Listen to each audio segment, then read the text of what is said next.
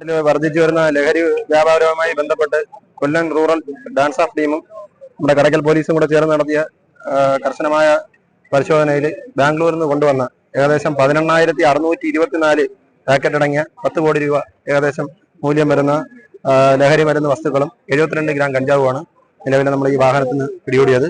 വാഹനം ഓടിച്ചു വന്ന ഒരാളെ ഉണ്ടായിരുന്ന വാഹനം ഓടിച്ചു വന്ന മഞ്ചേരിയിലുള്ള ബഷീർ, 45 വയസ്സുള്ള ബഷീറാണ് ഈ വാഹനം ഓടിച്ചു വന്നത്.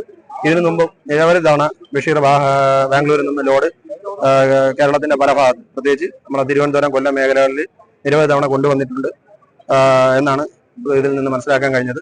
അതുമായിട്ട് ബന്ധപ്പെട്ട അന്വേഷണം മുന്നോട്ട് നടക്കുന്നതാണ്. അന്വേഷണം മുന്നോട്ട് നടന്നതിന് ശേഷം ബാക്കി കാര്യങ്ങൾ. നിലവിൽ 72 ഗ്രാം കഞ്ചാവ്, പന്മനസാലയിൽ വ്യത്യസ്ത ഗണേഷ്, കൂള്, ചൈനി കൈനി അങ്ങനെയുള്ള വ്യത്യസ്ത ഐറ്റങ്ങളാണുള്ളത്. 3 കളർ പാക്കറ്റാണുള്ളത്. ഇപ്പൊ കടയ്ക്ക് വന്നപ്പോഴാണ് നിലവില് അവൻ ബാംഗ്ലൂരിൽ നിന്ന് വന്നു, ഫോളോ ചെയ്ത് വന്നു. നിലവിൽ അവൻ തിരുവനന്തപുരത്ത് പോകണമെന്നാണ് പറഞ്ഞത്. അപ്പൊ നമ്മളിവിടെ ചേസ് ചെയ്ത് പിടിക്കുകയാണ് ചെയ്തത്. അപ്പം ബാക്കി കൂടുതൽ അന്വേഷണം നടത്തിയാൽ ഇത് ആരൊക്കെയാണ്, എവിടെ നിന്നാണ് കൊണ്ടുവരുന്നത്, എത്ര തവണ കൊണ്ടുവന്നെന്ന് അറിയാൻ പറ്റും. ഇതുമായിട്ട് ബന്ധപ്പെട്ട് മുന്നോട്ട് ഒരുപാട് കണ്ണികളുണ്ട്. അത് നമുക്ക് മുന്നോട്ടുള്ള അന്വേഷണത്തിൽ നമുക്ക് കണ്ടെത്താവുന്നതാണ്.